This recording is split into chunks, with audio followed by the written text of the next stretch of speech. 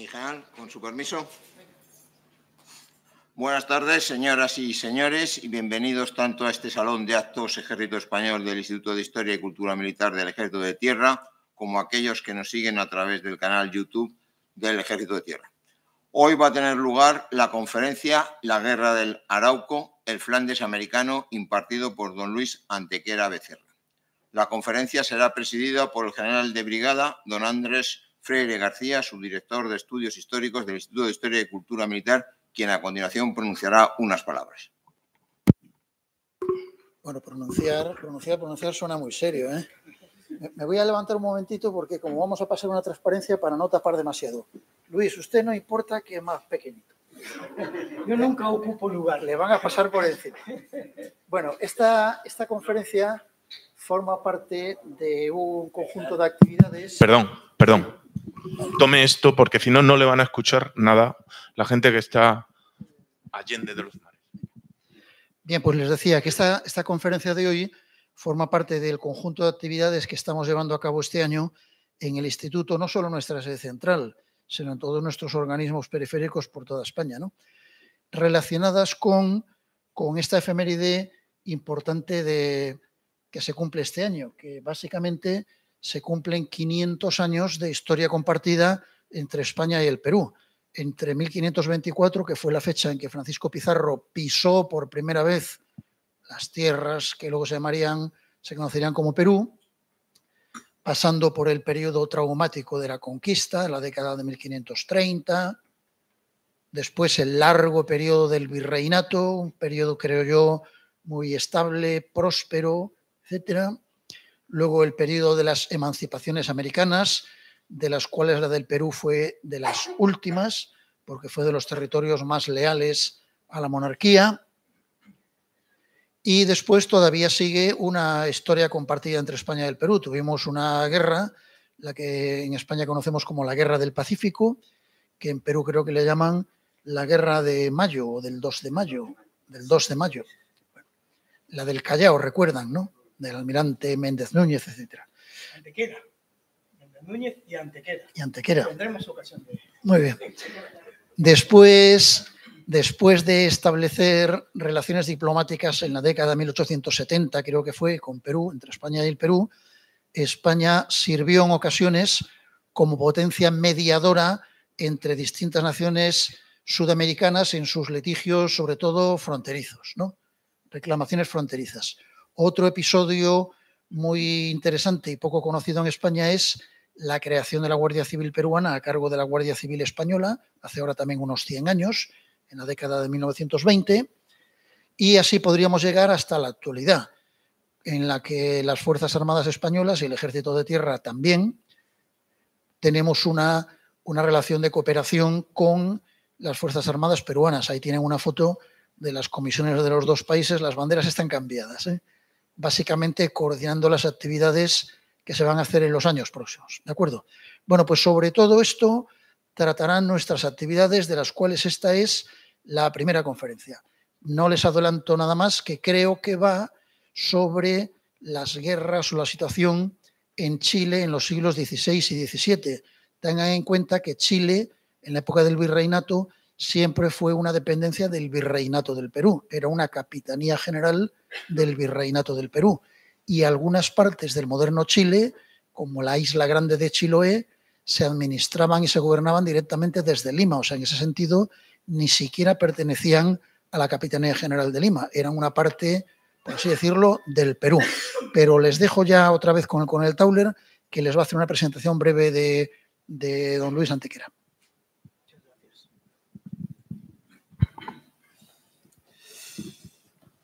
Nuestro conferenciante de hoy, don Luis Antequera Becerra, es licenciado en Derecho y Económicas. Su formación se extiende en el campo del ámbito de los idiomas: inglés, francés, italiano y portugués. Con esta formación, su experiencia laboral se ha desarrollado en diversas firmas: Shell, Endesa, bancos como el NatWest March o el Credit Lyonnais, y además es alférez de complemento de artillería. Luis Antequera es escritor, periodista, hispanista y conferenciante, con más de 3.000 artículos escritos y ha dado conferencias sobre historia de España y la hispanidad en múltiples instituciones nacionales. Es también asiduo de los medios de comunicación, donde ha participado en distintas entrevistas. Es autor de varios libros. Destacamos entre ellos Jesús en el Corán, El cristianismo desvelado, Derecho a nacer, Un auto sacramental del siglo XXI, obra de teatro, Cristianofobia, De Saulo a Paulo, El rabino que se cayó del caballo, Historia desconocida del descubrimiento de América, En busca de la nueva ruta de la seda, Crucifixión, origen e historia de un suplicio, y el más reciente, Historia desconocida de la pasión de Cristo. Luis Antequera ha dirigido 2 programas de radio, Iglesia perseguida y Con otros ojos. En la actualidad dirige el programa Esto no es una semana cualquiera en Radio María. Es contertulio habitual en programas de actualidad política. Esta tarde nos presenta su conferencia La guerra del Arauco, el Flandes americano. Sin más, les dejo con don Luis Antequera Becerra. Solo Antequera. Pues realmente encantado de estar aquí. Además, se dan una serie de circunstancias casuales que no voy a desaprovechar. Para empezar, citar que el coronel Benito Tauler Cid es compañero mío de colegio. Y me lo estoy encontrando aquí después de muchísimos años, después de habérmelo encontrado ya en una ocasión hace 13 o 14 años, pero en fin, se pueden ustedes imaginar el placer que es volver a verle, con un poquito más de canas, pero nada más, muy bien, la verdad, ha llegado muy bien, y estamos aquí, que no es poco.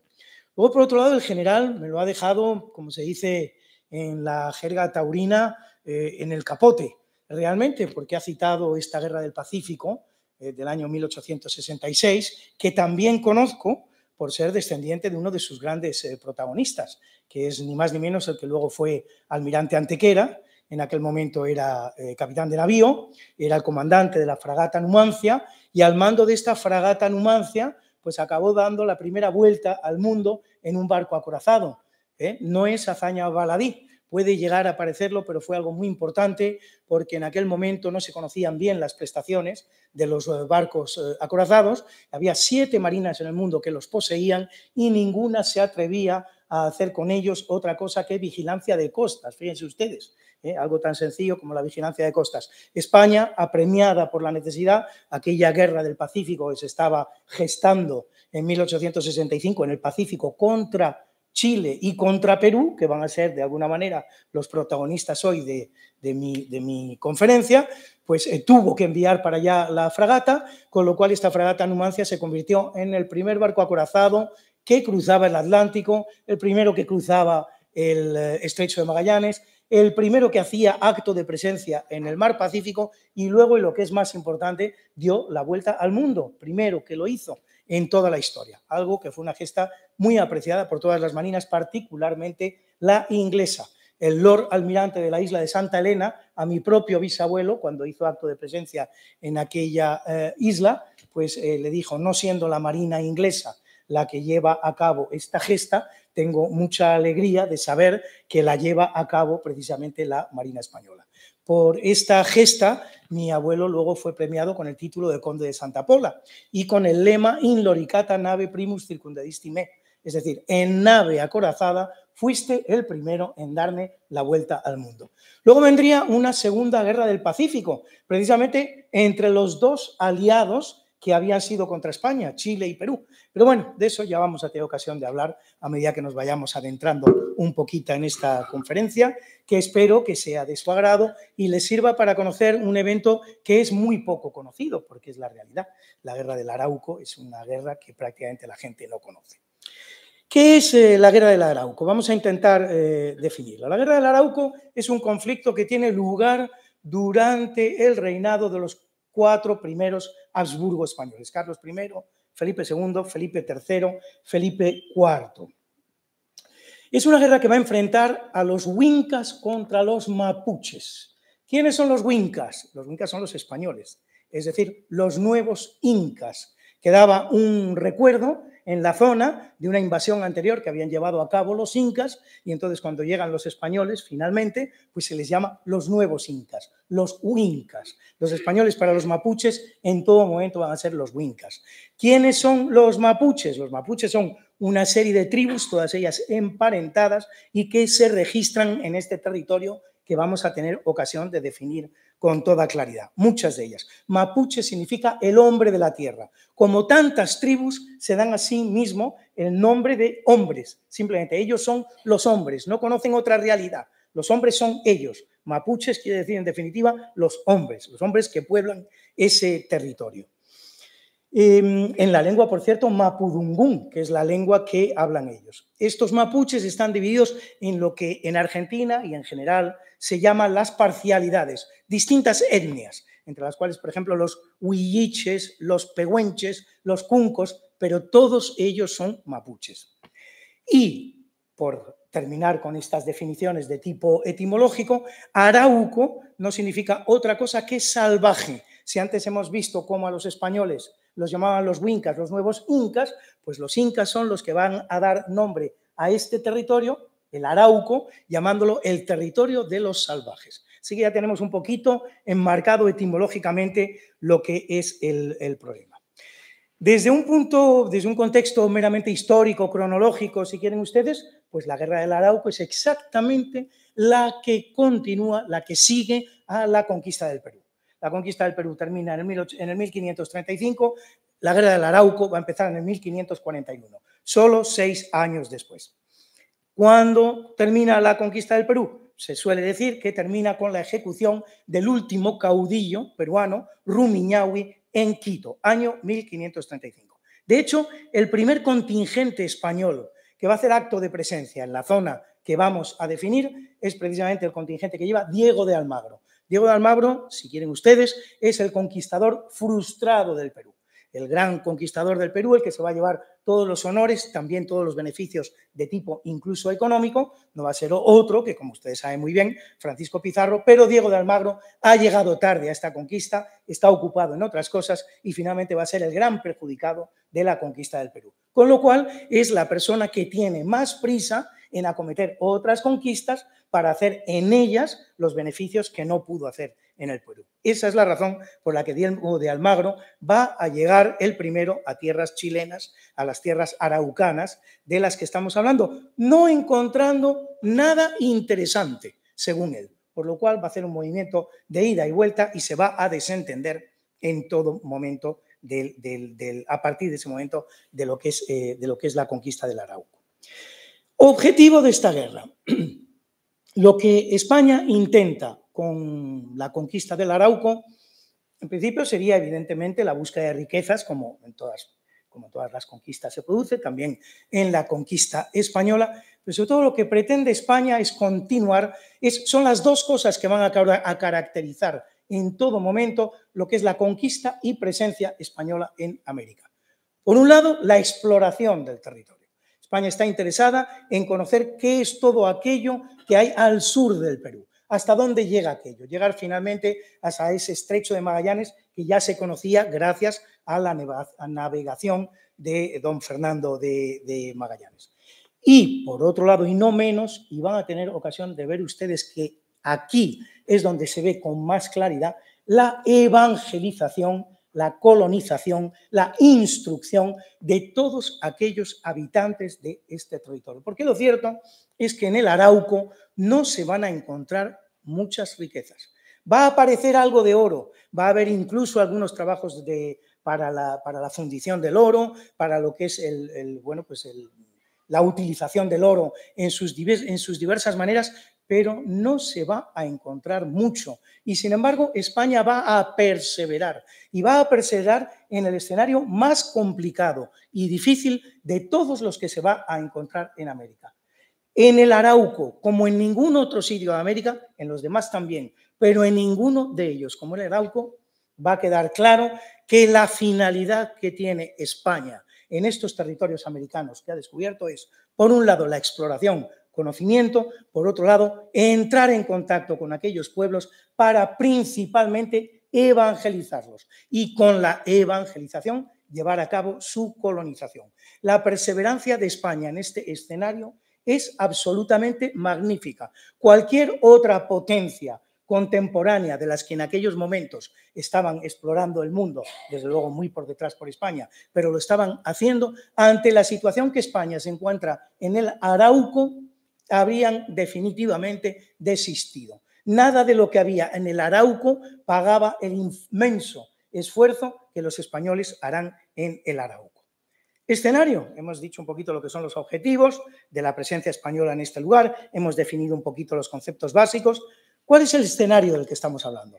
Estamos hablando de un pequeño territorio de 32.000 kilómetros cuadrados. Para que se hagan ustedes una idea, exactamente la misma superficie que tiene Cataluña, un territorio de la superficie de nuestra región catalana en España, que está en el centro de Chile. Deja la mitad de Chile al norte, la mitad de Chile al sur. Es decir, el concepto geográfico de Chile es conocido de todos los que están aquí. Pues justo en el medio tenemos el Arauco, limitado al norte por el río Biobío, al sur por el río Imperial, al este por la más grande cordillera que exista en el mundo, que no es otra que la de los Andes, y al oeste por el más grande océano que exista en el planeta, que no es otro que el Pacífico. Este es el escenario en el que se van a producir los acontecimientos de los que vamos a hablar.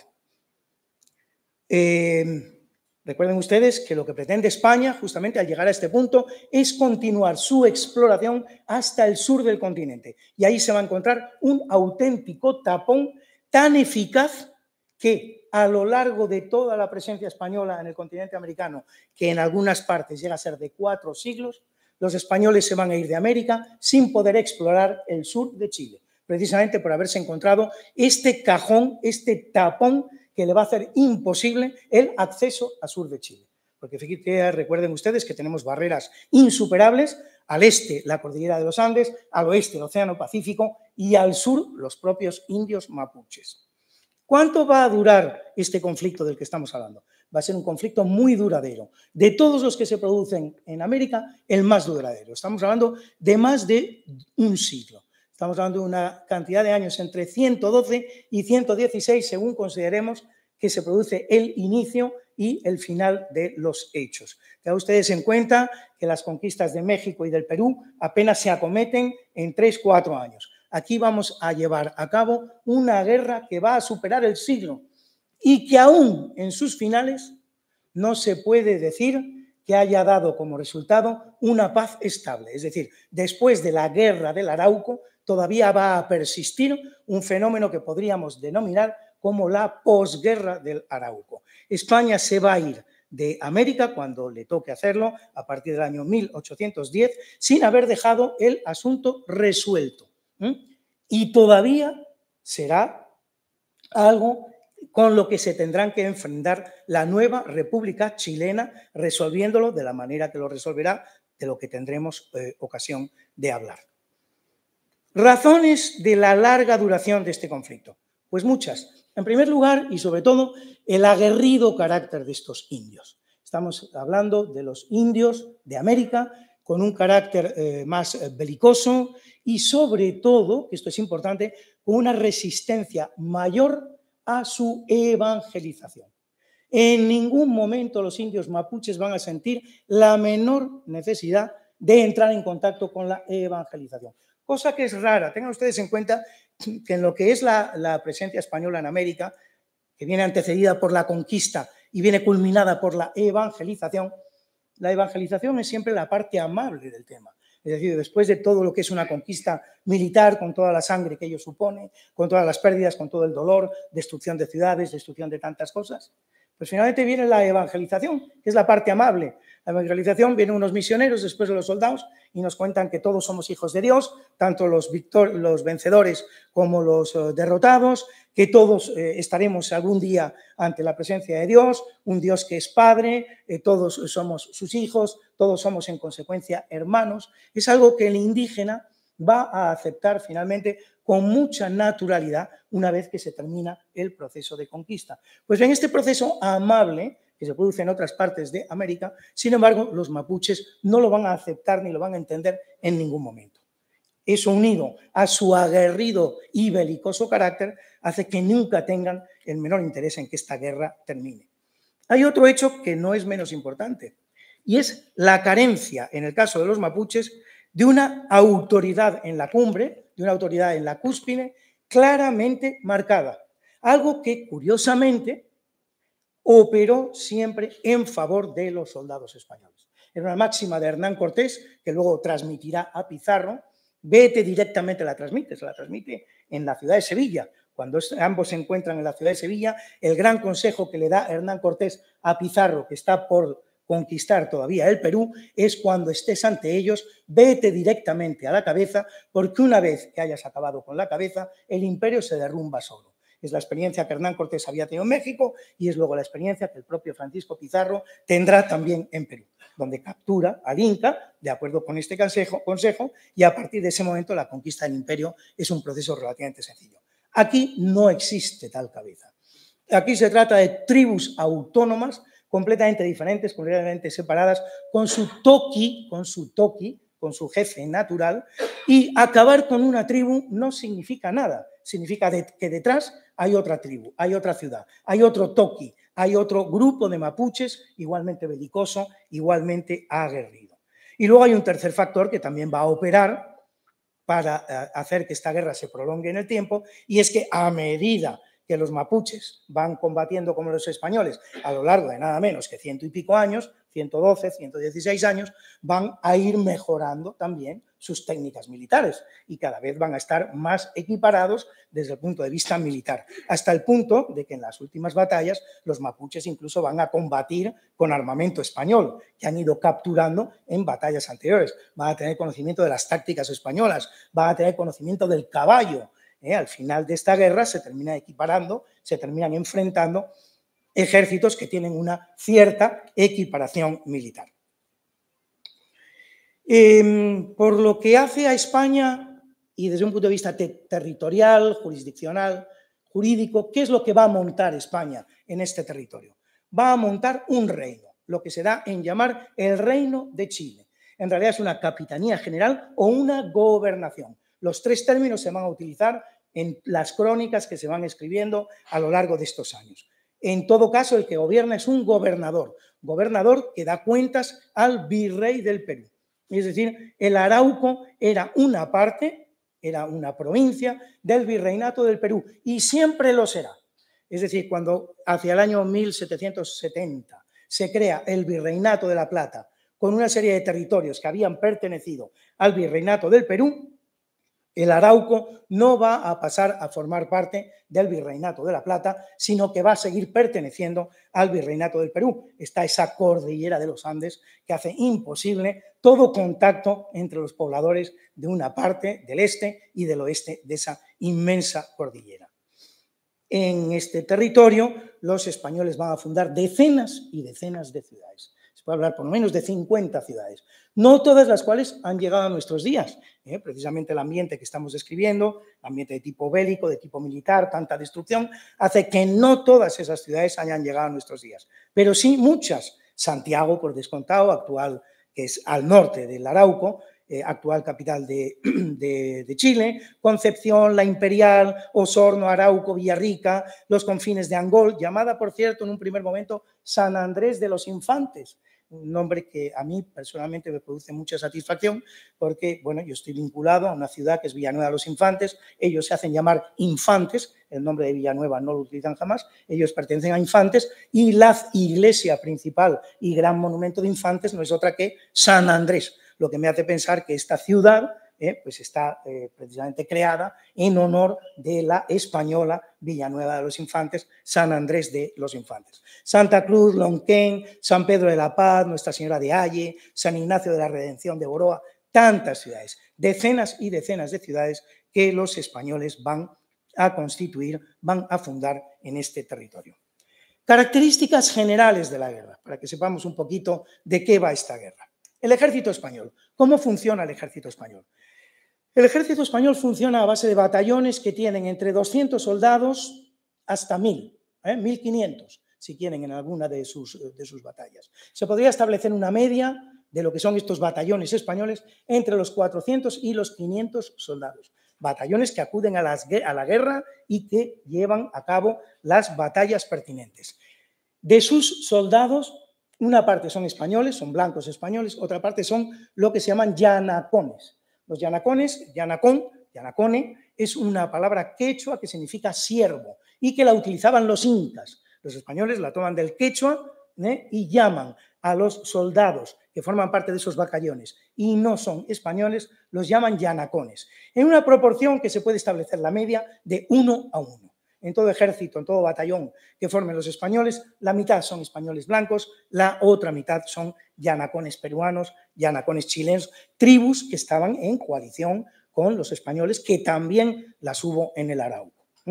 Armamento, pues ya se pueden ustedes imaginar, el armamento de la época, mucho hierro, espadas, puñales, algún arma de fuego no excesivamente eficaz, realmente el tiempo que se perdía en cargar esas armas pues no las hacía todavía sumamente eficaces, pero los españoles gozaban de este tipo de armamento y los caballos, naturalmente. El caballo que los araucanos terminarán conociendo también, pero que nunca manejarán como los españoles y evidentemente durante muchos años representó para España una gran ventaja sobre los ejércitos mapuches.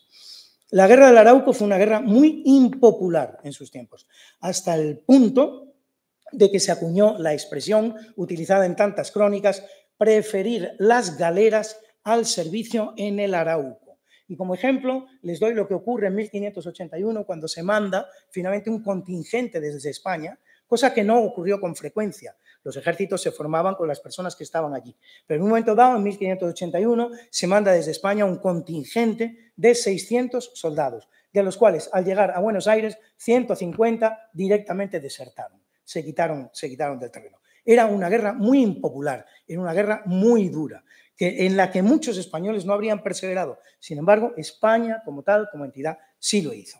¿Qué nos encontramos cuando hablamos del ejército indígena? Nos encontramos evidentemente de un ejército completamente diferente. Para empezar, formado por el doble de efectivos. Normalmente, donde hay un ejército de 200 soldados españoles y yanacones, pues tenemos un ejército, un batallón de 400 soldados mapuches. Con una media en cada batalla podríamos establecer poco más o menos de 1000 soldados, el doble que el español, por lo tanto, llegando incluso a los 3000 soldados en alguna batalla importante. Un armamento muy rudimentario, a base de mazas, a base de lanzas, donde lo más tecnificado que existe son los arcos y las flechas.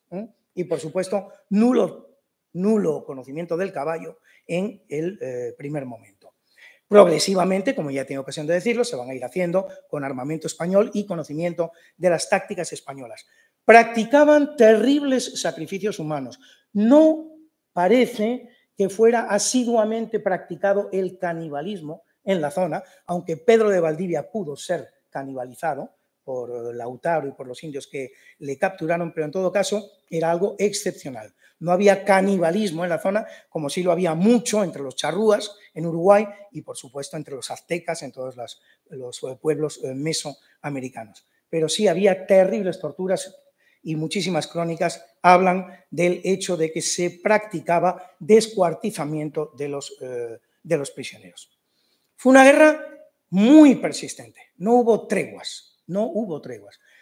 Se pueden registrar pequeñas treguas de 1 año, de 2 años, pero siempre los dos ejércitos conscientes de que van a continuar esa guerra. Se compara siempre, se habla del Flandes indiano, el Flandes indiano se compara con aquellas que se llamaban en España las guerras flamencas y hoy se llama la guerra de los 80 años. Hoy el nombre que recibe esa guerra es la guerra de los 80 años.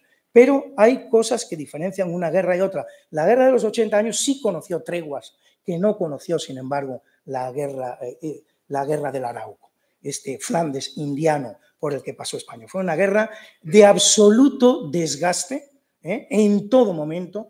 El único objetivo de cada uno de los dos ejércitos era desgastar al siguiente. Y además esta guerra va acompañada en ambos lados, también en el español, por una serie de guerras civiles intermitentes, que se producen particularmente en el momento en que acontece el cambio de un gobernador en este territorio que hemos dado a llamar el Reino de Chile, ¿no? Cada vez que a lo largo de la guerra del Arauco va a haber más o menos unos 20 gobernadores españoles, quiere decir que el periodo medio que están estos gobernadores al mando del Reino de Chile va a ser entre 5 y 6 años, unos 20 gobernadores, y en el momento en que se produce la sucesión, la sustitución de un gobernador por otro, es normal que se produzcan tensiones que en algunos casos van a dar lugar incluso a pequeñas guerras civiles entre los españoles, como es el caso, por ejemplo, en el año 1557, de lo que ocurre entre dos grandes gobernadores de este reino, que son Hurtado de Mendoza y Villagra. Estrategia, vamos a hablar un poquito de la estrategia de esta guerra, cómo se produjo la guerra. La guerra empieza siendo una guerra al uso, una guerra convencional, una guerra a campo abierto, pero enseguida los indígenas se percatan de que practicando este tipo de guerra no hay nada que hacer y no va a poder jamás vencer a los españoles. Así que inmediatamente van a proceder a sustituir este tipo de guerra convencional por una guerra de guerrillas. Los españoles, por su parte, van a llevar a cabo 3 tipos de estrategias completamente diferentes. La primera, la guerra convencional, es decir, la guerra a campo abierto, cuando es lo que es oportuno realizar contra los indígenas, la defensa contra las guerras de guerrillas que llevan a cabo los indígenas. Ellos mismos, los españoles, van a practicar a menudo emboscadas y una técnica. Le rogaría que, es que me despisto realmente, me quito desaparezco de la escena. Por lo tanto, estábamos hablando de la guerra convencional, que es la que lleva a cabo España, en casi todo lo que es el periodo de este acontecimiento, pero va a haber otra guerra no poco importante, que se va a llamar la guerra defensiva. Y la guerra defensiva no es lo que a primera vista podría creerse que es decir, que tú te defiendes porque te están atacando. La guerra defensiva es una estrategia que llevó a cabo España de una manera premeditada a partir del año 1612 por indicaciones de un sacerdote llamado el padre Valdivia. ¿En qué consiste la guerra defensiva? La guerra defensiva consiste en que España renuncia a llevar a cabo ningún tipo de objetivo militar, se conforma con lo que son sus posiciones presentes, se conforma con defender esas posiciones y lo que manda a la vanguardia son misioneros. Es decir, en vez de ir por delante los soldados y los misioneros por detrás, lo que van por delante son los misioneros y los soldados por detrás. Esta guerra nunca registró éxitos en el curso de este proceso.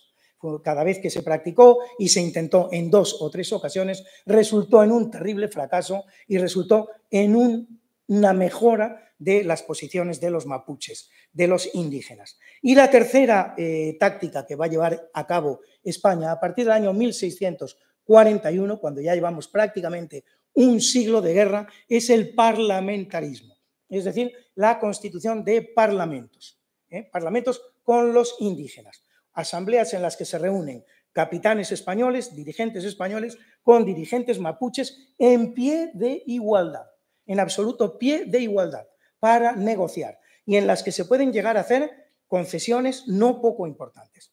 Se llevaron a cabo una serie de parlamentos a partir del año 1641, podríamos decir que por lo menos 8 o 10 parlamentos, y se llaman así, parlamentos, en los que se alcanzan pactos, en los que se intenta llegar a algún tipo de convivencia y de entendimiento con los indígenas. Todo esto contado como antecedentes de lo que es el conflicto, pues vamos a hablar de los principales hitos del mismo. Les puedo decir que estamos hablando de por lo menos 200 batallas a lo largo de este siglo de episodios bélicos. Es decir, no se trata de que yo vaya mencionándoles a ustedes aquí cada gobernador y cada batalla, sería algo profundamente aburrido. Pero lo que sí he hecho al estudiar este conflicto es destacar una serie de hitos que me han parecido suficientemente importantes para que entendamos qué es lo que fue la Guerra del Arauco. En primer lugar, si quieren ustedes, en 1541, el suceso que a mi entender da comienzo a la guerra, aunque no se produzca propiamente en el Arauco, se produce en Santiago. la fundación de Santiago por Pedro Valdivia, que va acompañado por la que es su amante y concubina, que él hace pasar por sirvienta, naturalmente, él no se puede pasear con una concubina, que no es otra que Inés de Castro. Pedro de Valdivia funda la ciudad de Santiago, Pedro de Valdivia continúa la conquista de Chile hacia el sur, en un momento dado deja Valdivia sin su presencia y en manos de un alcalde que se llama Alonso de Monroy. En esta situación, la ciudad de Santiago es rodeada por los indios, parece que va a caer abatida de manera inexorable, pero acontece que los españoles en aquel momento, fruto de las acciones anteriores, tienen en sus prisiones 7 caciques chilenos. Alonso de Monroy es partidario de entregar esos caciques a los indios para de esta manera apaciguar a los indios que están rodeando la ciudad de Santiago. Por el contrario, Inés de Suárez dice que esa no puede ser la táctica, que eso lo único que va a hacer es envalentonarlos y por lo tanto van a acabar derrotados. Y dice que lo que hay que hacer es exactamente lo contrario, degollarlos y enviarles las cabezas para que las vean y de esa manera se asusten y de esa manera abandonen lo que es el sitio. Como nadie se atreve a degollar a aquellos caciques, incluso hay alguien que le pregunta a Inés de Suárez que eso cómo se hace, pues es la propia Inés de Suárez la que va a degollar a los caciques y va a enviar, va a tirar por encima de la barrera, pues va a enviar las cabezas de los caciques, consiguiendo el efecto que se había propuesto, es decir, el de amedrentar a aquellos indios que estaban sitiando la ciudad de Santiago. En 1553 va a aparecer otro personaje singular, importante de esta historia. Es el indio, el cacique Loki. Cuando hablamos de la guerra del Arauco no hay que hablar de caciques, hay que hablar de Lokis. El Loki Lautaro.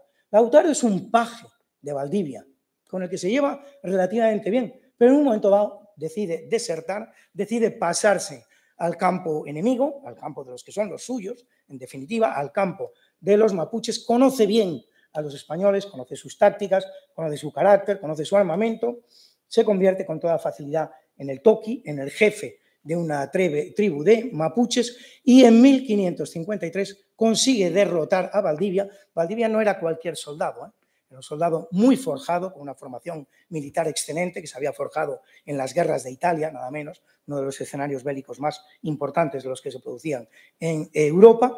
Lo va a derrotar y lo va a matar, lo va a ejecutar. Incluso, según algunas crónicas, parece que se lo comió. Pero bueno, esto lo citan algunas crónicas, forma parte de ese canibalismo subyacente del que hemos hablado al principio y que no era excesivamente practicado en esta región de América, sí, en cambio, en otra. Va a obtener otras 2 victorias muy importantes frente a los españoles, la de Marigüeño y la de Concepción, pero será finalmente abatido por los españoles en el 1557 en la batalla de Mataquito. A Lautaro le va a suceder otro caudillo, otro Loki, bien conocido de estos episodios, bien citado, muchas veces citado en la Araucana, la gran obra literaria que se va a inspirar en estos hechos, que es Caupolicán. Pero Caupolicán, a pesar de su fama, de toda la poesía que se ha invertido en su persona, va a ser un Loki que no va a tener, que no va a hacer grandes logros. En definitiva, a la primera de cambio va a ser abatido por los españoles. Se le recuerda porque para ser elegido Loki, según la Araucana, según las leyendas locales, tuvo que mantener erguido un tronco durante nada menos que 48 horas sin dormir y sin poder sentarse en ningún momento. Un ejercicio que yo creo que no está al alcance de ningún ser humano y que por lo tanto forma parte estrictamente de la más estricta de las leyendas. Pero bueno, esto es lo que se dice sobre Caupolicán, personaje tantas veces citado precisamente en la Araucana de Alonso de Ercilla. Llegamos al año 1567, llevamos 25 años de guerra. Se produce la que se llama la Real Audiencia de Concepción. ¿Por qué la traigo aquí?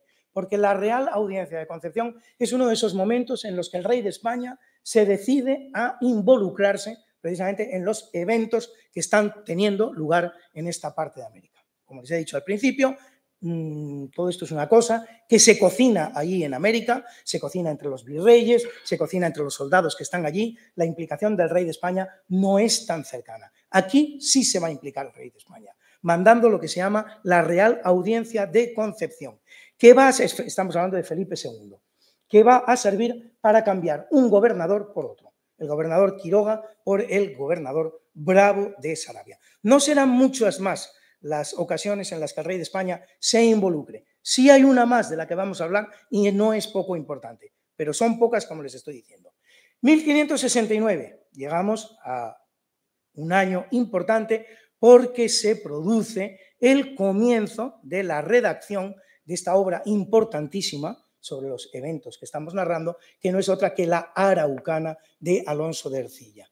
La Araucana de Alonso de Ercilla se va a estar escribiendo durante 20 años en 3 partes diferentes, la primera en 1569, la segunda en 1578, la tercera en 1589, y solo va a narrar, naturalmente, una parte de las guerras del Arauco, porque cuando se deja de escribir la Araucana, la guerra del Arauco, sin embargo, continúa. Estamos hablando, como les digo a ustedes, de una guerra que es más que secular, más que centenaria. 1570, Batalla de Punén. Tiene la particularidad de que es la primera vez, 1570, han pasado 30 años de guerra, es la primera vez que los mapuches se los ve actuar utilizando ya armamento español, es decir, armas de hierro e incluso cotas de malla. Yo me imagino la sorpresa que les produciría a aquellos soldados españoles que nunca habían visto más que un mapuche más o menos desnudo, blandiendo armas de madera y como mucho una flecha, aparecer armados con espadas, con puñales, en fin, con escudos, con cotas de malla, nada menos. En fin, realmente la sorpresa debió ser importante para aquellos españoles. 1596, llega al escenario otro personaje no poco importante, personaje que no es otro que Gabriel de Castilla. Gabriel de Castilla llega como un soldado más al Arauco, simplemente para rendir servicio allí, pero 7 años después de su llegada al Arauco va a ser precisamente ese español que va a descubrir la Antártida. Los testimonios que tenemos del descubrimiento de la Antártida por Gabriel de Castilla son testimonios holandeses. 2 crónicas holandesas, de holandeses que estaban embarcados en el barco de Gabriel de Castilla, donde se señala que Gabriel de Castilla, desde Chile, partiendo de Chile, había llegado precisamente a las latitudes correspondientes a la Antártida. Por lo tanto, la Antártida, como tantos otros territorios del mundo, pues es precisamente un descubrimiento español. Por cierto, aprovecho para decirles a ustedes, no poco importante, España no descubrió América, España descubrió el 60% del planeta Tierra. El 60% del planeta Tierra. Todo aquello que va desde el meridiano 28 que pasa por las Islas Canarias, oeste, 28 este, hasta el meridiano 120 este que pasa por las Islas Molucas, más de la mitad de la esfera terrestre. Todo esto es un puro descubrimiento español. Entonces, cuando la gente discute si España descubrió América o no descubrió América, yo paso de ese tema, digo, no vamos a discutir si fue un descubrimiento o no lo fue, vamos a discutir si lo que se descubrió fue América o lo que se descubrió fue el 60% del planeta Tierra. Cosa que de lo que los españoles hacemos caso omiso y no tenemos la menor idea y por supuesto nadie nos lo recuerda porque el interés que tienen los demás historiadores y las demás potencias es que incluso olvidemos que descubrimos simplemente América, pero no fue América. Fue el 60%. Y dentro de ese 60%, la Antártida en 1603 por Gabriel de Castilla. Llega la batalla de Curalaba, 1598. Llevamos más de medio siglo de guerra ya a estas alturas. Se produce la gran victoria mapuche. Son muchos los que dicen que de haber estado los mapuches mejor gobernados de lo que estaban, en esta batalla podrían haber liquidado la guerra. 3 escuadrones con 600 soldados dirigidos por 3 toquis, Anganamón, Pelantarú y Guayquimilla, van a caer sobre los españoles realizando una verdadera carnicería. 350 soldados llevaba España a aquella batalla, todos los cuales, incluidos los... No hay yanaconas, por cierto, yanacones en esta batalla, solo españoles.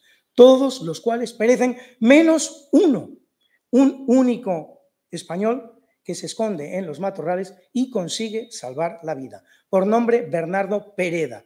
En esta batalla va a caer incluso el gobernador del Reino de Chile, que no es otro que Óñez de Loyola, que es, por cierto, otro de esos soldados que combatía en Chile, que tenía una formación militar muy importante, adquirida también en Europa, como lo había hecho previamente Valdivia. Es decir, como ven ustedes, estos mapuches eran capaces de llevarse por delante a los mejores soldados del mundo. Eran soldados muy aguerridos, muy duros, y evidentemente por eso fue posible que esta guerra durara lo que duró. La victoria irá seguida de un proceso, bien conocido en la historia, bien denominado, que es el de la destrucción de las 7 ciudades durante 5 años. 7 ciudades que son Santa Cruz de Coya, Santa María la Blanca de Valdivia, San Andrés de los Infantes, una vez más, la Imperial, Santa María Magdalena de Villarrica, San Mateo de Osorno y San Felipe de Arauco. Por lo tanto, este año de 1598 marca el cenit del poderío mapuche en esta guerra del Arauco. Como digo, según muchos analistas, si los mapuches hubieran estado mejor dirigidos, podrían haber puesto punto final a esta guerra en este año 1598. Pero les faltaba ese gran general del que hablábamos al principio. Eran tribus con distintos intereses, con distintos toquis, pues que capaces de coordinarse para algunas cosas, pero incapaces de coordinarse para otras. Llegamos al año 1604, un año que seguramente en este escenario en el que nos encontramos vale la pena mencionar y será particularmente bien acogida esta fecha, porque es la fecha en la que se produce la creación de los tercios de Arauco. Es la segunda gran implicación del rey de España en el escenario cuando decide, a petición del gobernador del Reino de Chile, que no es otro que Alonso de Rivera, el rey es Felipe III, por cierto, un gran rey de España, severamente menospreciado, un verdadero rey planeta que además tuvo la virtud de conducir su imperio en una situación de relativa paz. Ya si sus validos estaban más o menos corruptos o no lo estaban, como era el duque de Lerma, pero lo que fue el reinado de Felipe III fue el gran reinado del dominio español a lo largo de la historia y además en un ambiente que cabe definir como de pacífico. Este Felipe III, que uno de los problemas que tiene precisamente es el del Flandes indiano, la guerra de Arauco, decide permitir a Alonso de Rivera fundar los tercios de Arauco, que cabe definir como el primer ejército profesional de la historia de América. Y cuando decimos América, decimos América. Es decir, desde Alaska hasta la Antártida, porque eso es América. América no son los Estados Unidos, ni los peruanos dejan de ser americanos. Cuando yo me encuentro a un peruano, le digo, ¿tú eres americano? Y me dice, no, yo no soy americano, yo soy peruano. No, tú eres peruano y eres americano. Los otros serán norteamericanos, serán estadounidenses y serán también americanos, tanto como tú. Por lo tanto, primer ejército profesional de la historia de toda América, estos tercios de Arauco, que funda Alonso de Rivera, gobernador del Reino de Chile, por orden e instrucción de Felipe III en el año 1604. Se forman con unos 1000 soldados y van a llegar a tener, en algunos momentos de la guerra de Arauco, hasta 2500 efectivos. El ejército de Chile, el actual ejército de Chile, reconoce como su primer antecedente del ejército chileno, precisamente estos tercios de Arauco. Son el padre fundacional del ejército de Chile, según los chilenos lo miran en este momento. 1608 va a producirse otro hecho de no poca importancia. ¿Cómo vamos de tiempo? Vale, perfecto. 1608 se va a producir otro hecho de no poca importancia. La legalización en el escenario de la esclavitud de indígenas.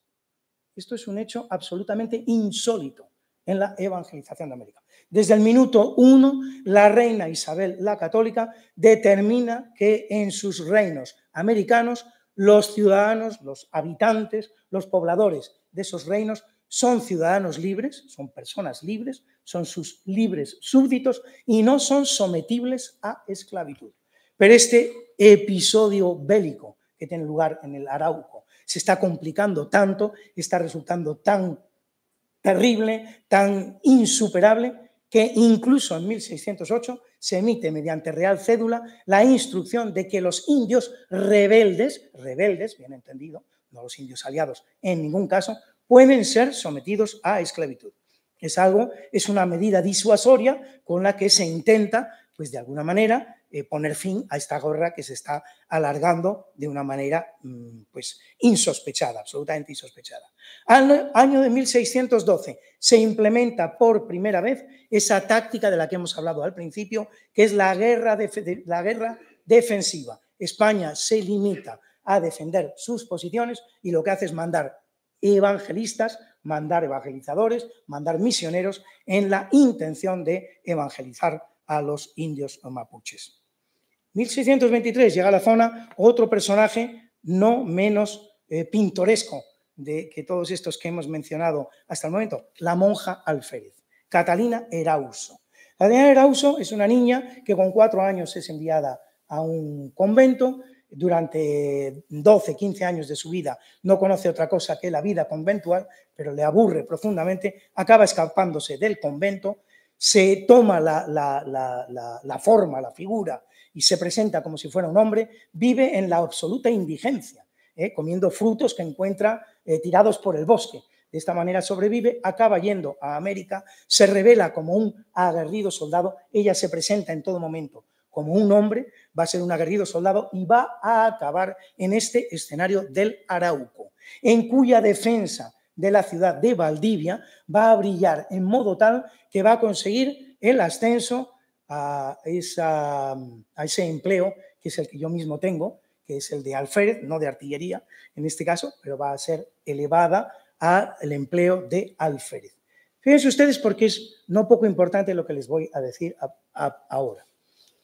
Es una gran militar, se va a revelar como un gran soldado en muchísimos otros episodios bélicos. Sin embargo, no va a volver a ascender, se va a quedar en alférez. ¿Y saben ustedes por qué no vuelve a ascender? Esto es singular, esto es propio de lo que fue la presencia española en América, impropia de cualquier otro ejército del mundo, precisamente por su crueldad con los indios.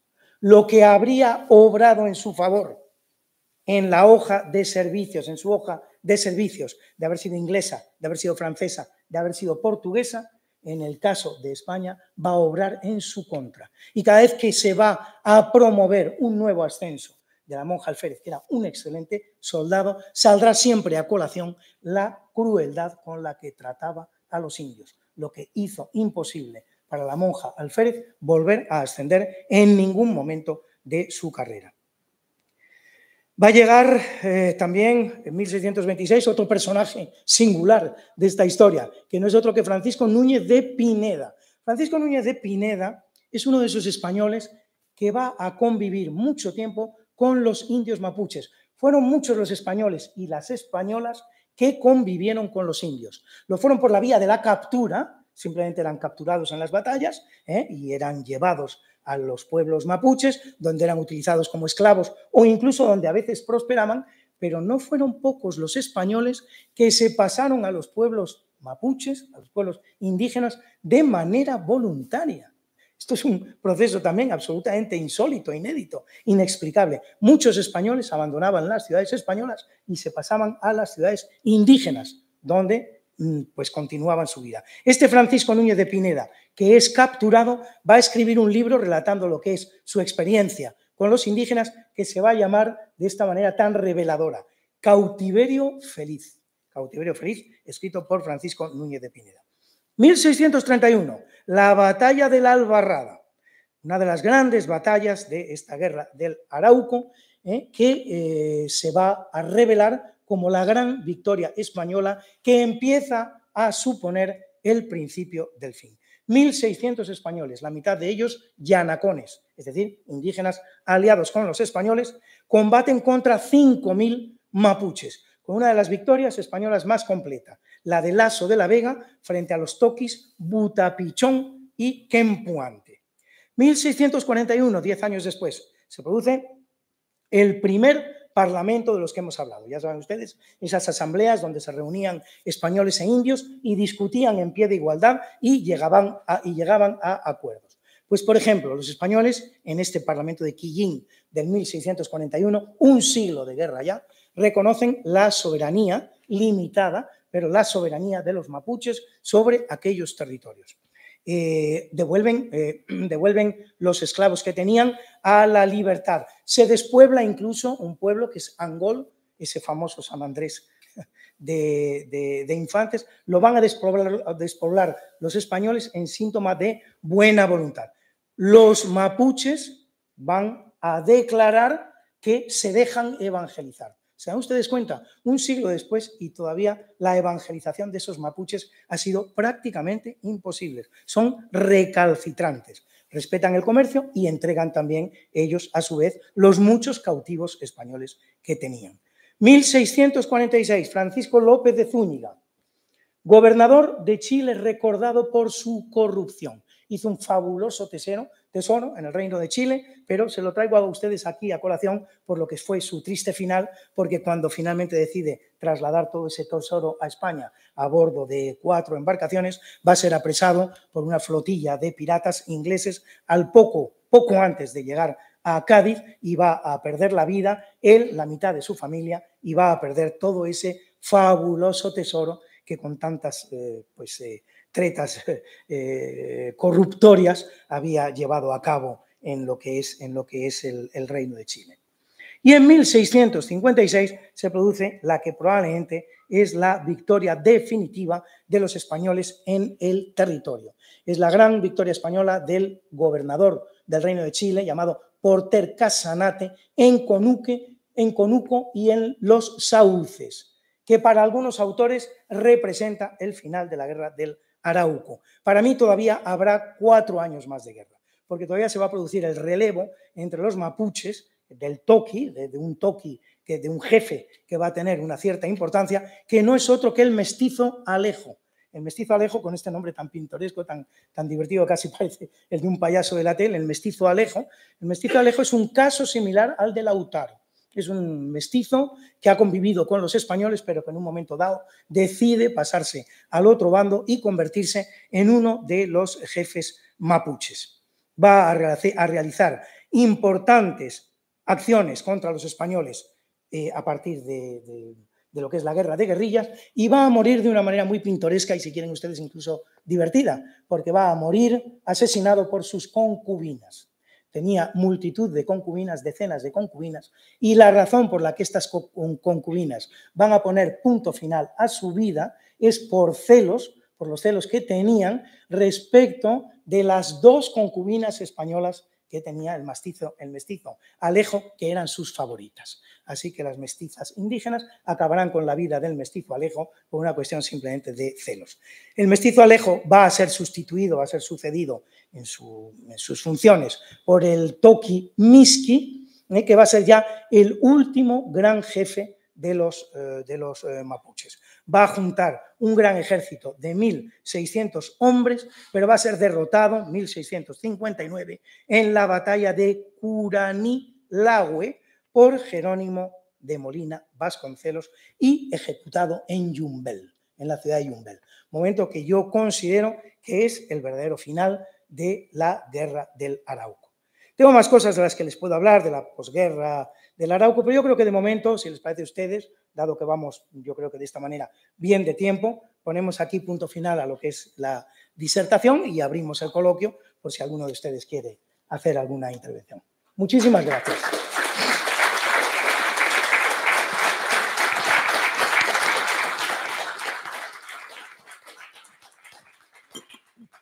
Bueno, por favor, como siempre, recordar que para que todos podamos disfrutar del conferenciante, una sola pregunta o consideración, y siempre, por favor, de índole muy breve si es esa consideración, porque cada uno tiene su día y su momento. Y antes de hacer la pregunta, por favor, esperen, porque si no, no se oye, a que les llegue el micrófono.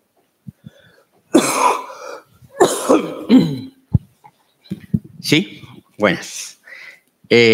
Primero quisiera saludarte nuevamente, Luis, amigo, compañero. Somos socios de la Asociación Eres Cavite y quisiera también mencionarlo. Muchas personas que están aquí han venido y son socios o amigos de esta asociación, con la que compartimos también con Instituto de Historia y Cultura Militar el tema de la efemérides y festejos que se están realizando. A mí me ha interesado mucho el hecho de, porque siempre me lo he cuestionado como peruano que soy de nacimiento, he estado mis primeros 18 años en el Perú, las razones de cómo es posible que que los araucanos hayan podido mantenerse con tanto tiempo. Has comentado el tema de que eran muy aguerridos, muy salvajes, muy fuertes, muy... Salvajes, no bueno, diría, salvajes, vamos, muy, muy aguerridos, la palabra. aguerridos, Belicosos. bueno, belicosos, pero somos conscientes que también otras tribus que lucharon contra los incas lo eran y hacían verdaderas bestialidades como los propios incas. Para mí la importancia principal es el hecho que has dicho antes de Hernán Cortés y de Pizarro. Muerto el cabeza, o mejor dicho, capturado el cabeza, pues con esto derrumbabas la pirámide militar. En cambio, en este caso, pues eran tribus. Es interesantísimo. Es lo que más me ha agradado. Me gustaría que digas algo más, o si puedes comentar algo más al respecto. Y bueno, solo una pregunta. Sí. Gracias. Bueno, creo que está básicamente dicho. Es decir, se trata de dos organizaciones militares completamente diferentes. Normalmente, imagino, estamos en un escenario militar rodeado de profesionales de la milicia.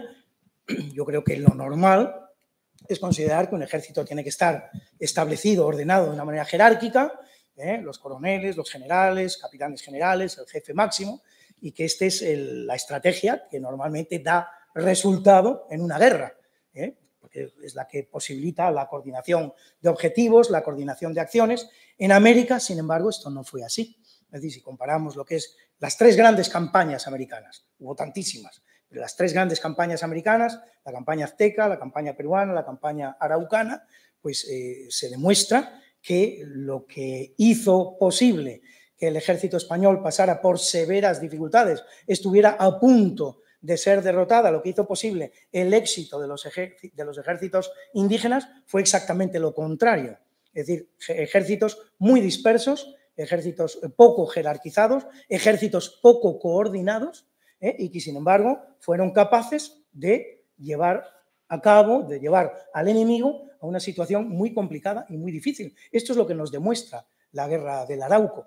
Es curioso, es una paradoja, no deja de ser paradójico, pero es la realidad. Es decir, España, el ejército español, los soldados españoles en América se vieron en dificultades cuando lucharon contra ejércitos de menor tamaño, poco jerarquizados, poco coordinados, porque tenían muy poquita coordinación entre ellos.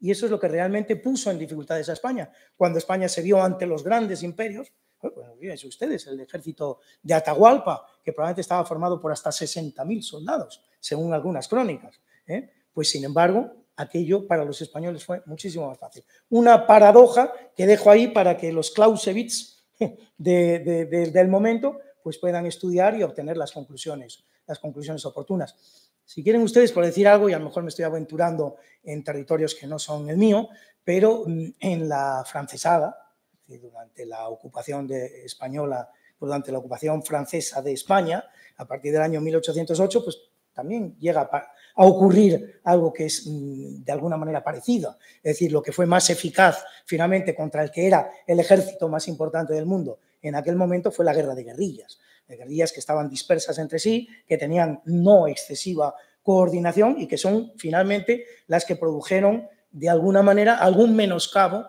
en aquel ejército tan importante. Buenas tardes. Lo primero, darte las gracias por esta magnífica exposición que has hecho y quería preguntarte si... yo te quería preguntar antes de digamos que la guerra araucana, ¿no? Quiero decir, el conflicto entre los soldados que conquistaron el imperio inca ¿tiene alguna relación con el que les costara tanto acabar con los araucanos? O sea, las distintas guerrillas que tenían entre españoles. No lo creo. Lo he dicho, he mencionado, hay episodios de enfrentamiento entre españoles, particularmente el momento en que se produce el traspaso de funciones de un gobernador a otro y tantos otros casos, pero no creo que el conflicto entre españoles, que pudiera haber entre españoles en un momento dado, fuera determinante de los hechos acontecidos en el Arauco. Si habláramos, por ejemplo, de la guerra del Perú, ahí sí se produce un conflicto civil entre españoles, gran importancia, que tampoco tendrá repercusiones frente a lo que es el enemigo peruano, frente a lo que es el enemigo incaico, que es ese gran enfrentamiento que se produce entre pizarristas y almagristas, ¿no? Eso no ocurrió en el Arauco, no hubo un enfrentamiento civil a ese nivel que se había producido previamente en Perú. También decir, por poner en contacto un conflicto y otro, un escenario y otro, que hubo no excesiva implicación de los conquistadores del Perú en la nueva conquista de Chile. Es decir, de alguna manera también me he referido al tema. Es decir, ¿quién va a ser el primero que haga acto de presencia en Chile? Va a ser Diego de Almagro. ¿Por qué es Diego de Almagro y no es Pizarro?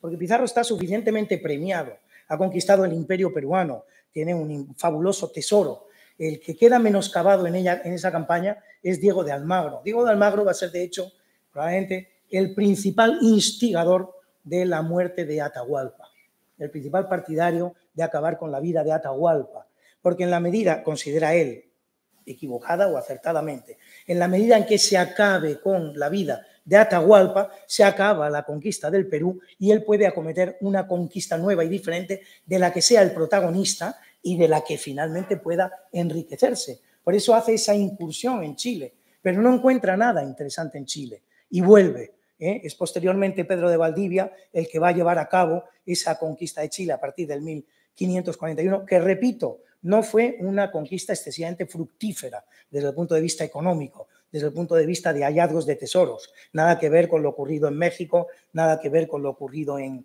Perú. Y sin embargo España va a demostrar que eso es verdaderamente importante, por lo que se refiere a la guerra del Arauco, va a demostrar perseverancia. Es decir, hay algo más que anima la presencia de los españoles en esos territorios que el mero hallazgo de tesoros. Y esto es algo privativo del Imperio español. No ocurrió en ninguno otro de los imperios contemporáneos del español. No ocurrió entre ingleses, no ocurrió entre franceses, no ocurrió entre portugueses. Ojo, portugueses. Siempre olvidamos a los portugueses. Los portugueses tienen el gran imperio en aquel momento junto al español. Llevan 2 siglos ya colonizando nuevos territorios, haciendo descubrimientos, llevando a cabo comercio de esclavos, comercio de metales, cuando llegan las demás potencias a partir del siglo XV. Pero todos ellos solo están interesados en la explotación de los territorios, vía recursos metalíferos, vía recursos, vamos a decirlo así, cárnicos. Es decir, el gran comercio que van a llevar a cabo los portugueses en los 2 siglos en que son la gran potencia marítima de Europa, y luego los ingleses, y luego los holandeses, y luego los franceses, y en mucha menor medida los españoles, es el del tráfico de esclavos. Y solo están interesados en la explotación de territorios que sean económicamente interesantes. Por eso solo fundan ni siquiera ciudades, bases, fundan bases en las costas. Nunca se interesan en el interior de los territorios. No, para ellos no tiene el menor interés. Todo esto queda muy revelado, queda muy patente cuando de la guerra del Arauco se trata.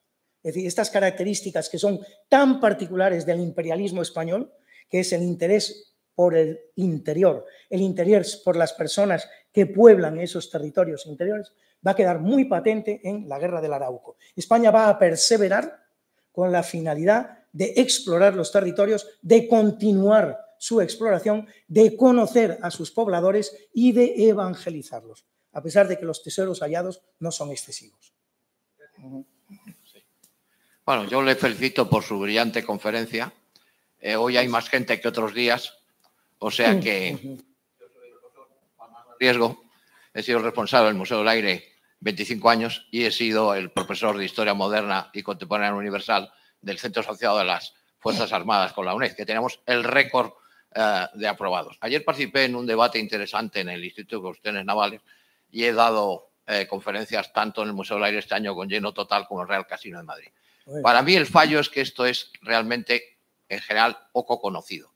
Y luego España tampoco empleó todos sus recursos. En la conquista de Túnez se van 500 barcos.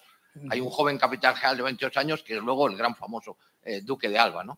Entonces a mí una de las cosas que me sorprende en la labor de divulgación, y mi amigo el primero que ha hablado pues hace una labor muy importante en ello, es que hay una colección que usted conocerá, Guerreros y Batallas, que dentro de las ediciones no del Estado ha publicado unos 160 libros. Bueno, pues de Hispanoamérica hay 4 de la independencia y 1 de Hernán Cortés. No se habla de Pizarro, no se habla de Valdivia, no se habla de Alvarado, de Belalcázar. ¿Pero cómo es posible? Porque, y termino con esto, los norteamericanos dicen que por los medios que tenían, el terreno que ocuparon y conquistaron, los 2 jefes militares más cualificados de la historia son Hernán Cortés y Pizarro. Por algo será, ¿no? Entonces, me sorprende que esto haya que venir a un lugar especializado y que venga usted y le traigan para que estas cosas sean conocidas. Pero vamos, si España hubiera empleado todos sus medios, la sublevación local. Y termino con una cosa muy importante, que es un tema, como usted sabrá, muy discutido actualmente en Chile. Por una votación masiva se ha negado a hacer una autonomía de los mapuches araucanos. Sí. Por algo será. Sí, hay todo un problema en Argentina y en Chile con el tema de los mapuches y de las etnias originarias. Me decía ayer, yo tengo familia en Argentina, hablé ayer con mis primos argentinos, en Argentina están reconocidas 200 etnias y faltan todavía otras etnias que no han alcanzado el reconocimiento del Estado, pero que están ahí presentes. El caso mapuche es no poco interesante, porque los mapuches, de los que hemos hablado en todo momento, en el curso de esta conferencia, es una guerra entre españoles y mapuches, estos mapuches no existían en Argentina, son privativos de esta provincia araucana de Chile, no estaban en Argentina. Los mapuches cruzan a la Argentina finalmente en el año 1880, cuando son perseguidos por el gobierno chileno.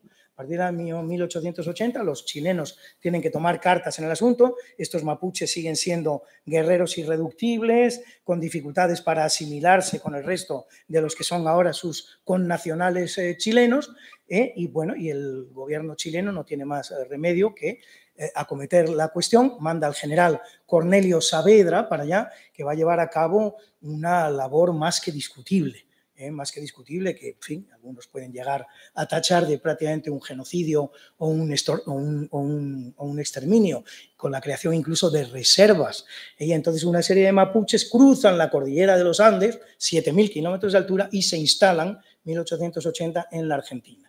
Y hoy día la comunidad mapuche en la Argentina tiene cierta importancia. Traigo esto a colación porque esto va a ocurrir en muchos otros lugares de América. Y cuando hablo de América, hablo de América. Es decir, desde Alaska hasta la Antártida, ¿no?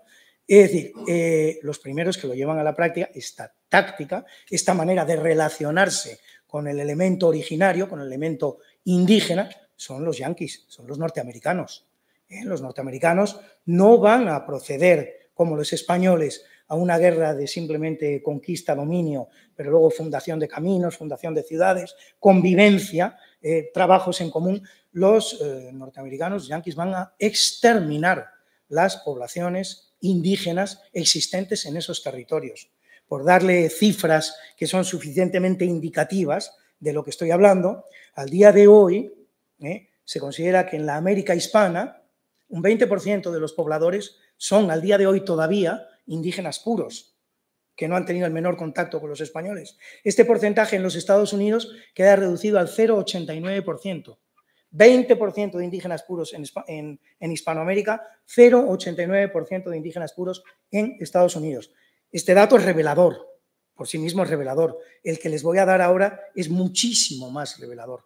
70% de mestizos en la América hispana al día de hoy. 70%. El 70% de la población hispanoamericana, números redondos, es mestiza. Es decir, tienen su árbol genealógico españoles e indios. Este porcentaje en Estados Unidos asciende al 0%. Cero. No hubo mestizaje. No hubo mestizaje entre los colonos anglosajones y las poblaciones originarias de los Estados Unidos. Esto nos lleva a un hecho insólito, único en la historia. Los colonos anglosajones no demostraron por las poblaciones preexistentes en los Estados Unidos ni siquiera un interés de tipo sexual. Se dice pronto, ni siquiera un interés de tipo sexual. Sí lo mostrarán después con las poblaciones negras que importarán para el esclavismo. Se va a producir un cierto mulataje muy triste, lo digo siempre, que tengo ocasión de hablar de este tema, porque de un ciudadano blanco libre, de la unión de un ciudadano blanco libre con una mujer negra esclava, lo que nacía era un niño esclavito, que en el caso, por ejemplo, del presidente Jefferson, fueron unos cuantos, algunos de los cuales el propio presidente vendió a sus propios hijos como esclavos. Esto es la realidad norteamericana. Pero es que cuando se refiere a las poblaciones originarias norteamericanas, esto no ocurrió. 0% de mestizaje. Ustedes me pueden decir, pero yo he estado en los Estados Unidos y he visto un montón de mestizos. Los he visto por aquí, por allí, he ido a Nueva York, he ido a Washington, he ido a Boston, he ido a San Francisco, a Los Ángeles, y aquello está lleno de indígenas. Sí, de indígenas hispanos. Un 20% de la población norteamericana al día de hoy tiene de raza, proviene del mestizaje hispano. Pero no esperen ustedes encontrar ningún tipo de mestizaje ni con Sioux, ni con apaches, ni con comanches, ni con mohicanos. Esta realidad se dio también en el caso de México. Una vez que España, la corona española, abandona México, el gobierno de la República Mexicana procede a tratar el tema indígena de una manera muy parecida a como previamente lo habían hecho los norteamericanos. El exterminio de los apaches se va a llevar a cabo también en México por las autoridades mexicanas. Y es un tema muy bien estudiado por los propios historiadores mexicanos. No es que lo diga yo aquí procedente de alguna, no, por los propios historiadores mexicanos. Los apaches van a ser exterminados en buena medida por las autoridades republicanas mexicanas. Todo esto hay que saberlo, basta ya de guardar silencio sobre estas cosas, de cargar con todas las culpas. Es decir, cuando España pobló todos los territorios del oeste norteamericano, todos aquellos territorios del oeste norteamericano que tienen nombre español fueron efectivamente españoles. Es decir, 1/3 del territorio actual de los Estados Unidos. La parte central, que es la Luisiana, también fue española. Se van los españoles y allí quedan indios, quedan notablemente los apaches, que eran incluso propietarios, eran titulares en registro de títulos de propiedad, sabían escribir, sabían montar a caballo, sabían hacer tantas cosas que les vemos hacer en las películas del oeste, las famosas películas del oeste. Todo eso se lo habían enseñado los españoles. Esos apaches luego desaparecerán en el momento en que la potencia dominadora de esos territorios deja de ser España y pasan a serlo, en cada circunstancia distinta, los mexicanos o los colonos anglosajones. Todo esto hay que saberlo, es importante. Esto forma parte de nuestra presencia en América. La presencia de España en América fue una presencia integradora. España se limitaba, se conformaba con dominar. Quería dominar aquello, quería ordenar aquello, quería evangelizar, quería evangelizar. Esto es fundamental. Nunca quiso eliminar el elemento demográfico preexistente, en ningún momento. Buena prueba de lo cual, la realidad actual que se presenta ante nuestros ojos no es lo mismo que hicieron, sin embargo, otros colonos en el mismo territorio americano que no eran españoles. Buenas tardes. Me llamo Carmen Marchante. Gracias, profesor, por la excelente conferencia y posterior coloquio. Yo le voy a hacer una pregunta. Yo, desgraciadamente, no conozco Chile, pero sí conozco de primera mano pues, Argentina, México, Bolivia. Y, bueno, yo creo que la conquista tiene éxito, además de por las acciones militares, obviamente, de eso se puede hablar, fundamentalmente porque el cristianismo le da un lugar en el mundo al indígena, es decir, opera una revolución cultural, como la había operado en Roma. Es decir, usted lo ha mencionado, le dice, todos sois iguales, no os van a arrasar, y le da una dignidad y un ser en el mundo. Entonces yo me pregunto, yo desconozco el tema araucano, y aquí viene mi pregunta. ¿Hay algo en la estructura social, que me ha parecido que no, del pueblo araucano, que, digamos, rechace sistemáticamente y durante una centuria? Me ha parecido conmovedor esto que dice usted de los misioneros que ni siquiera consiguen que se acerquen, ¿no? Me llama la atención porque es un hecho diferencial, porque en todos los demás lugares, pues bueno, es que es obvio, ¿no? que el éxito viene de ahí. Entonces, ¿hay algo que, porque me extraña, o a qué se puede deber este rechazo sistemático de algo que objetivamente es hacer mejor el mundo, ¿no? Sí, sí. Gracias. Pues posiblemente es una gran pregunta, realmente, una pregunta que yo mismo me formulo. Es decir, ¿qué hacía distinto a aquellos indígenas araucanos frente a los indígenas peruanos, los indígenas mexicanos que aceptan el mensaje cristiano con tanta sencillez, con tanta naturalidad? Pero quizás precisamente se trate de la dificultad que van a tener los españoles de dominarlos. Es decir, la evangelización española en Perú, en México y en tantos territorios de América viene siempre a continuación de la dominación. Primero es la victoria militar, primero es la conquista y luego la evangelización. Digamos que la evangelización es la parte amable de esa conquista. Bueno, me has hecho mucho daño, aquí ha corrido sangre, en fin, han ocurrido tantas cosas y ahora me vienes con la parte bonita del mensaje, lo acepto. Como esa dominación con los araucanos no se produjo con mucha dificultad y se produjo precisamente por esto que en lo que estamos insistiendo tanto, en que no había una autoridad en la cumbre perfectamente definida, sino que eran grupos muy diseminados, poco coordinados, pero muy eficaces en sus ataques. Al no producirse ese dominio, no hubo tanto lugar a que pudiera venir a continuación la evangelización. Pero en este sentido tampoco debemos olvidar otra realidad que se va a producir en América al final de la presencia española, a partir del siglo XVIII y XIX, que es la presencia española en Norteamérica, que es no poco curiosa. Sabemos poco los españoles y nadie, es un tema muy poco estudiado, que se ha silenciado, pero que es muy importante. Los españoles fueron verdaderamente propietarios de todo el tercio occidental de los Estados Unidos.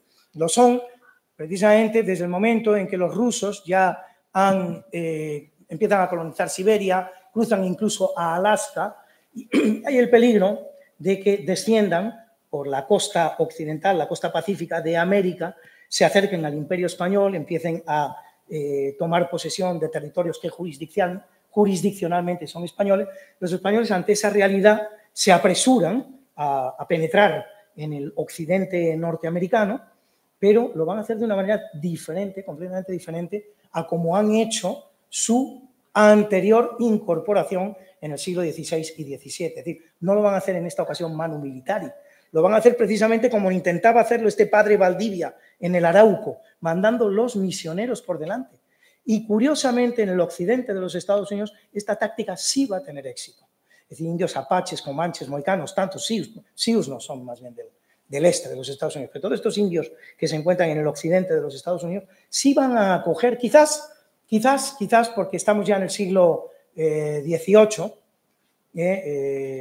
y ya tienen conocimiento de que hay un gran imperio al sur, que es un imperio poderoso, que es el español, al que si se le enfada puede entrar con las armas, es decir, es un efecto, si se quiere, disuasorio, y estos indios que ya tienen conocimiento de esta realidad, tienen también conocimiento de que la situación, el estatus diario de los indios del sur de América ha mejorado, viven mejor que antes, cuando no tenían todos estos conocimientos. Todo esto puede llevar a la sensación por parte de los indios norteamericanos de que es conveniente entenderse con esa gran potencia del sur. Por un lado, si se enfadan pueden ser peligrosos. Por otro lado, si les dejamos entrar pueden ser benéficos. Entonces, todo esto va a hacer que efectivamente esa táctica de mandar a los misioneros por delante sea muy eficaz en los Estados Unidos, pero no lo es en el Arauco, porque faltan estos dos elementos de los que estoy hablando. Pero es que efectivamente en el occidente de los Estados Unidos esta táctica fue muy eficaz. Es una conquista que valdrá la pena estudiar porque es una conquista completamente diferente, fue muy eficaz, fue realmente eficaz. Aquellos territorios se españolizaron de alguna manera, a pesar del poco espacio de tiempo que hubo para hacerlo. Esos indios se españolizaron mucho, hablaban español.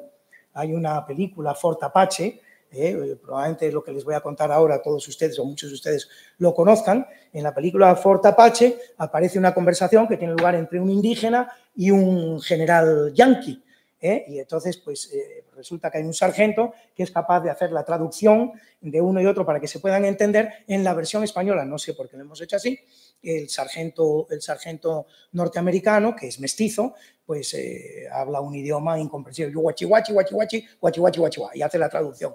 Pero es que si lo ponemos en su versión original, lo que está hablando ese sargento norteamericano es español. Está consiguiendo traducir lo que dice el jefe indígena y lo que dice el jefe norteamericano gracias a la lengua española. Es la lengua en que va a ser posible esa comunicación. Entonces, pues esto es lo que les puedo decir al respecto. Por favor, les ruego que las 3 preguntas que quedan sean muy breves para poder contestarlas, pues estamos ya prácticamente en el límite. Es cierto que durante la emancipación de Chile un grupo de españoles resistió un cierto tiempo en la isla de Chiloé. Lo desconozco, ¿eh? Sí, me suena el tema, pero no le puedo decir más. Sí, cómo no. Bueno, sobre ese tema, si me permites, Luis, efectivamente, ¿no? La isla de Chiloé, que está, bueno, ahora está más bien en el centro de Chile, en aquel momento era bastante al sur, el final del terreno de control español, ¿no? Esta, como les dije al principio, era administrada por su importancia estratégica directamente desde Lima, por el virrey, no por el gobernador o capitán general de Chile desde Santiago de Chile. Y cuando comenzó hacia 1810 todo el proceso de las emancipaciones americanas también en Chile, esta isla y la región próxima se mantuvieron siempre muy fieles a la monarquía y contrarios a los movimientos independentistas. Y fue así hasta incluso los chilenos datan su independencia de 1810, que no es así. Eso fue cuando se creó la primera junta y, bueno, digamos con aspiraciones de autogobierno, pero bueno, ellos lo ven así, ¿no? Podemos decir que la independencia de Chile efectiva sería a partir de la batalla de Maipú, ya con San Martín, en 1818. Aquello ya quedó claro que iba a ser muy difícil reconquistarlo y, desde luego, después de la batalla de Ayacucho en 1824, cuando ya no quedaban fuerzas españolas en el continente sudamericano. Pero la isla de Chiloé siguió controlada por las fuerzas, vamos a llamarle, realistas. Creo que el jefe era el coronel o general Quintanilla, me parece que se llamaba. Y así resistieron hasta principios de 1826, esperando a ver si venían refuerzos de España. Cuando ya les quedó claro que no, y resistieron varios intentos de los nuevos chilenos de conquistar la isla, cuando ya quedó claro que no llegaría ninguna ayuda, llegaron a un acuerdo de capitulación que se firmó a principios de 1826, o sea que dentro de poco será el 200 aniversario. Ahí en Chiloé yo no he estado nunca, tampoco he estado en Chile, pero lo he visto en internet y hay muchos recuerdos de la presencia española, de la presencia militar, los fuertes que defendían la isla, los cañones. Hay una bonita lápida que recuerda el relevo de mando entre el último militar general español, Quintanilla, y el primero ya del ejército chileno, ¿no? Sí. De esto hará 200 años. Fue no de las últimas partes que se incorporaron a Chile, porque luego todavía vino la parte más al sur y luego la parte del desierto de Atacama que ganaron en otra ocasión. Pero la incorporación de la isla de Chiloé es posterior a la emancipación de Chile, propiamente dicho, ¿no? Básicamente. Yo a eso solo añadir, que es importante, viene a colación perfectamente, los indígenas en América, por lo general, tomaron partido por el bando realista. Contrariamente a lo que se nos presenta hoy día, se nos presenta una guerra, las guerras de... Se dice con una frase muy bonita que lo revela todo muy bien. La conquista americana fue una guerra civil entre indígenas, la emancipación americana fue una guerra civil entre españoles. Y en esta guerra civil entre españoles que se produce en las emancipaciones americanas, los indígenas por lo general tomaron partido por el bando realista, porque eran muy conscientes de que la protección les venía de España, les venía de los funcionarios que venían de España, les venía de la legislación que se hacía en España, y que el enemigo, el rival, el que podía hacerles daño en todo caso, era aquel español que estaba allí, el generalmente como conocido, y conocido como criollo, el generalmente conocido como criollo. Y si esto fue así en toda América, lo fue particularmente curioso. Después de cientos de años de hacerle la guerra a los españoles, cuando llega el momento de la independencia, el elemento mapuche toma partido con toda claridad por el bando realista. Fue uno de los lugares de toda América donde los indígenas se manifestaron más claramente por el bando realista. ¿Había alguna pregunta más? Venga, muy breve. Hola, con respecto, has hablado de la monja alférez Y me ha quedado una duda. La monja Alférez no ascendió justamente por su crueldad. Y he entendido que la reina Isabel la Católica lo que hizo para que la guerra se ganara, pues después de tanto tiempo, es crear esclavos. Entonces, con los esclavos creo que hay crueldad, ¿no? Es decir, no acabo de atar eso, o a lo mejor lo he entendido mal. No, los datos están mal atados. Lo que hace la reina Isabel es todo lo contrario, eliminar la posibilidad de esclavizar a los indígenas americanos desde el minuto 1, cosa que, por ejemplo, los portugueses no harán hasta el año 1795, es decir, finales del siglo XVIII. En España la esclavitud de indígenas está prohibida desde el minuto 1. Se va a producir incluso un fenómeno que es curioso cuando se produce lo que es la expansión de Brasil, una expansión que hacen los portugueses durante los reinados de los reyes españoles, porque Brasil, en realidad el Brasil que Tordesillas concede a Portugal es una sexta parte del Brasil que conocemos al día de hoy, es apenas la barriguita exterior de Brasil. Los portugueses podrán internarse y ocupar los territorios brasileños hasta conformar el Brasil que conocemos hoy día, precisamente gracias a los reyes españoles, que no tenían el menor inconveniente en que aquellos territorios que estaban sin explorar lo hicieran sus súbditos españoles o lo hicieran sus súbditos portugueses, y lo van a hacer los súbditos portugueses.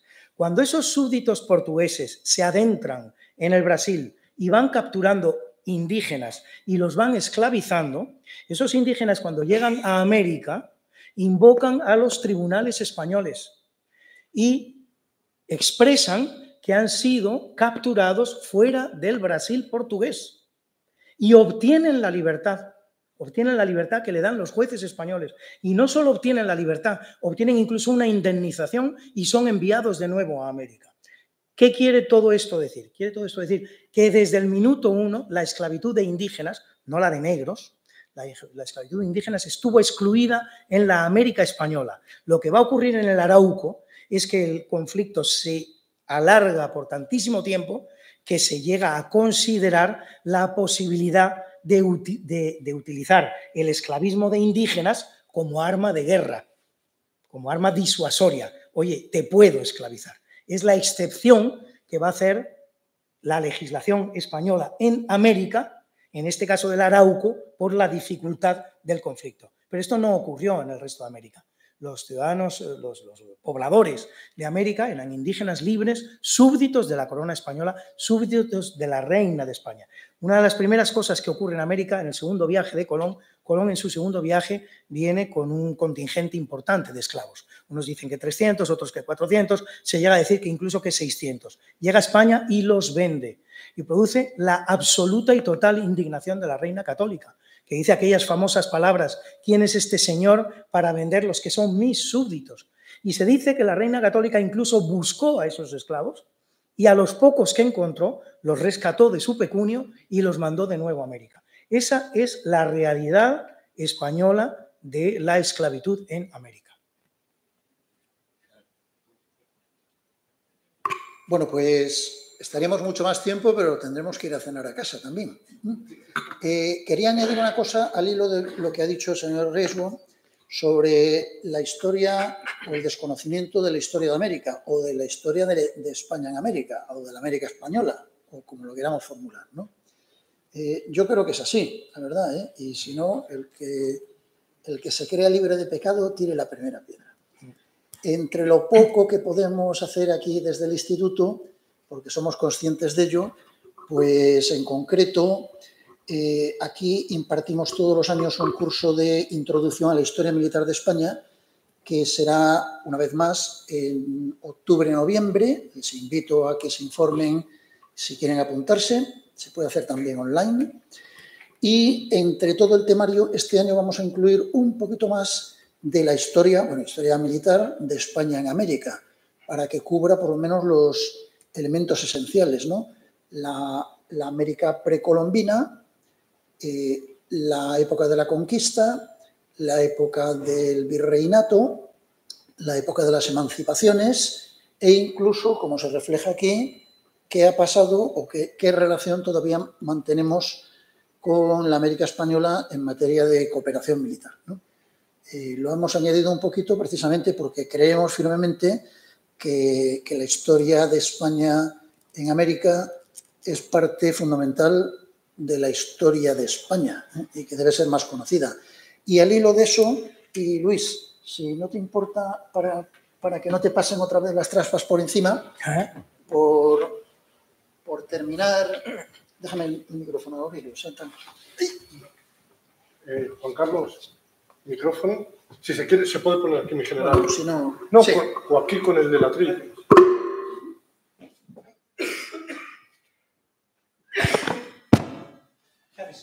Pues también, ahí mismo, sí, pues también en esa línea, bueno, ya les he puesto ahí, ¿no?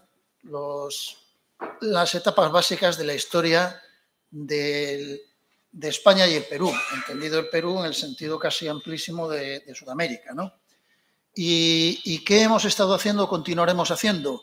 Bueno, pues como les comenté, ¿no? Se han impartido ya aquí una serie de conferencias, esas que ven ahí arriba.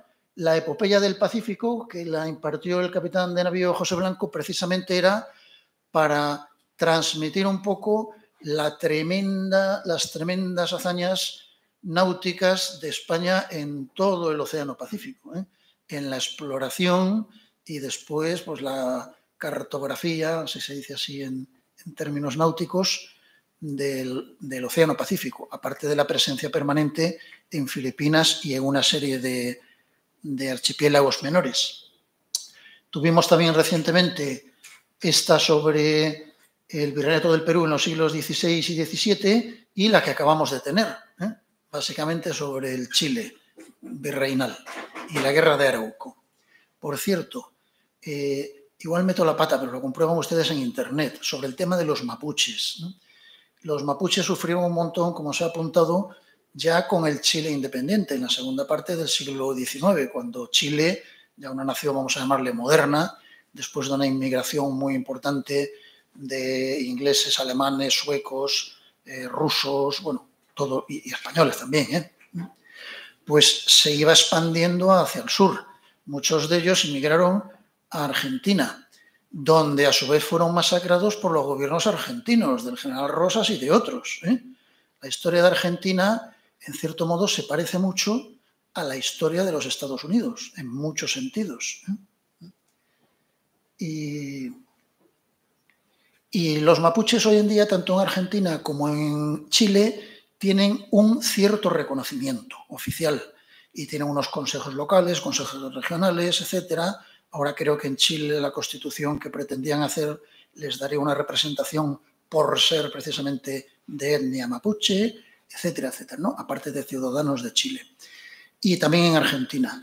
Pero además de ese reconocimiento oficial y de esos organismos reconocidos, existe también un organismo que es puramente nacionalista mapuche y que en el fondo persigue la independencia, tanto de Chile como con respecto a Chile como con respecto a Argentina. Y este consejo, no sé cómo se llama, Consejo Nacional Mapuche, lo busca en internet, a lo mejor se llama de otra manera, curiosamente reside en Londres, con la connivencia del gobierno británico, que no les importa tenerlos por allí, porque, bueno, con esa técnica de divide y vencerás, siempre pueden crear problemas de los cuales se puede sacar provecho. Bueno, eso lo añado yo. Bueno, ¿me has bloqueado otra vez esto, Juan Carlos? Bueno, pues esto es lo que hemos hecho hasta ahora, pero todavía quedan cosas. Si les gusta la música, el día 27 de junio organizamos un concierto de música ambientada en el Perú, yo creo que es más bien música popular, ¿no? En el Centro Cultural de los Ejércitos, que está en la Gran Vía.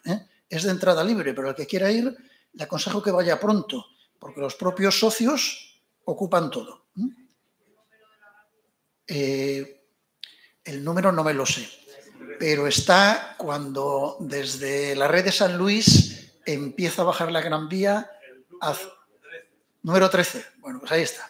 Tiene una bandera de España en la puerta. El centro, bueno, se le conoce también como Casino Militar. El nombre oficial es Centro Cultural de los Ejércitos. Bueno, eso es el día 27. Y después, en septiembre, los días, si no lo cambiamos, 17, 18, 19, tendremos aquí un ciclo de 3 días de conferencias, mesas redondas. No se fíen mucho del programa detallado porque lo tenemos que pulir, ni tampoco se fíen de que es por las mañanas o por las tardes. Todo esto es un primer borrador. Bueno, muy trabajado ya, pero como ven, pretendemos a lo largo de 3 días condensar aspectos de la historia militar de España en Perú, que por extensión es más que el Perú, ¿no? Todo lo relativo a los siglos XVI, XVII y XVIII, un día o algo así dedicado a la gran crisis de la emancipación y, por fin, la secuela, que son distintos aspectos de la relación que hemos seguido teniendo España y Perú desde entonces. Y todo esto amenizado con un concierto de música, quizá no sea el miércoles, a lo mejor es el jueves. No se fíen de esto porque luego el programa definitivo lo haremos público con tiempo. ¿De acuerdo? Pues nada más. Les agradecemos de nuevo, bueno, a don Luis Antequera su magnífica conferencia y tan amena, y a todos su asistencia, y les esperamos en la próxima vez. Buenas tardes a todos.